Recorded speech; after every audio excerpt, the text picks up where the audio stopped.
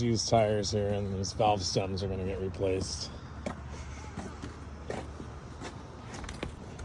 Just gonna cut that thing off. Nice. All right, that's a quick way to do it.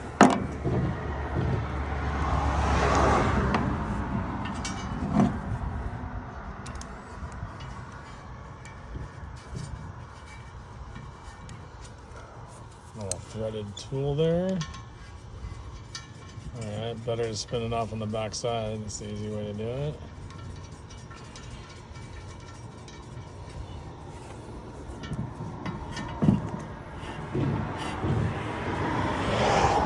Prize that thing right in there, man. Yeah. I thought you had to pull on it. It's not. That's what the red thing's for, is a little rim guard. Right through.